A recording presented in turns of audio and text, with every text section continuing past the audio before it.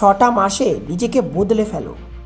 ইউটিউবে এমন অনেক ভিডিওই আছে যার মধ্যে 6 মাসে সফল হওয়ার কথা বলা আছে। আচ্ছা বলো তো, সবাই 6টা মাসের কথা কেন বলে? কেউ 5 মাস বা 7 মাসের কথাও তো বলতে পারতো। 6 মাসে এমন কি কাজ করব যাতে আমি 100% সফল হতে পারি?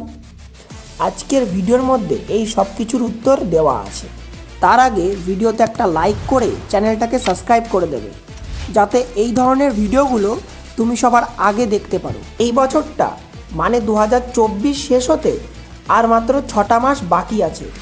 এই 6 মাসের মধ্যে কিভাবে তুমি নিজের সফল হওয়ার রাস্তাটা তৈরি করবে, এখন সেটা নিয়েই আলোচনা করব। তোমার স্বপ্ন যদি আইপিএস অফিসার হওয়ার থাকে, তাহলে আমি বলছি না যে তুমি 6 মাসের মধ্যেই আইপিএস অফিসার হয়ে যাবে।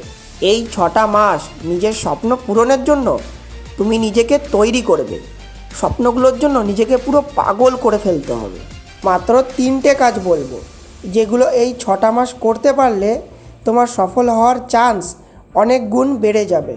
1 নম্বর হলো পুরনো কিছু অভ্যাসের বদলে নতুন নতুন অভ্যাস শুরু করা। তুমি যেমন আছো তেমনই থাকবে, কিন্তু আবার জীবনে সফল হতে চাও, এরকম তো হতে পারে না। জীবনের সফলতা পেতে গেলে তোমাকে তার জন্য যোগ্য হতে হবে।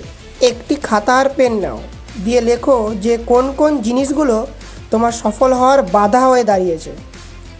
যেমন অলসতা হতে পারে, দেরি করে ঘুম থেকে ওঠা হতে পারে, সারাদিন মোবাইল ঘাঁটা হতে পারে, অতিরিক্ত চিন্তা করা ইত্যাদি। এই সব অভ্যাসগুলো তোমাকে পুরোপুরি বাদ দিতে হবে। এর বদলে সেই সব অভ্যাসগুলো করবে যেগুলো তোমাকে জীবনে সফল হতে সাহায্য করবে। যেমন বেশি মোবাইল দেখার বদলে কিছুটা সময় বই পড়তে পারো, 8টায় ঘুম থেকে ওঠার বদলে 6টায় ওঠার চেষ্টা করতে পারো ইত্যাদি।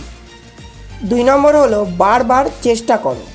ধরো তুমি কোনো কাজ শুরু করেছো, করতে করতে তোমার কাজটা আটকে যাচ্ছে বা কোথাও হয়তো পারছো না, এই কারণে তোমার কাজটার প্রতি ধিক্কার আসছে বলে তুমি কাজটা ছেড়ে দিচ্ছ। নিজেই দেখো যে কাজটায় কোথায় ভুল হচ্ছে, সেই ভুলটা ঠিক করো এবং আবার চেষ্টা করো কাজটা, দেখবে কাজটায় তুমি ঠিক সাকসেস পাবেই। 3 নম্বর হলো কারোর সাথে নিজেকে তুলনা করবে না। ধরো তোমার একটা বন্ধু কোনো কাজে সাকসেস পেয়েছে, তুমি ভাবছো আমার বন্ধু সাকসেস হয়ে গেল আর আমি হতে পারছি না, তার সাথে তুমি নিজেকে কম্পেয়ার করছো। কিন্তু না, তুমি এটা ভুল করছো। পৃথিবীর সব মানুষের মধ্যে কিছু ইউনিক ট্যালেন্ট আছে। কেউ হয়তো পড়াশোনায় ভালো, কেউ খেলাধুলায়। তাহলে তুমি কেন তোমার বন্ধুর সাথে নিজেকে তুলনা করছো? তোমার মধ্যে কি ট্যালেন্ট আছে সেটা তুমি খুঁজে বার করো আর সেটা নিয়েই কাজ করতে থাকো। কি বলা যায়, দেখা গেল তুমি তোমার বন্ধুর থেকেও বেশি সাকসেস হয়ে গেলে।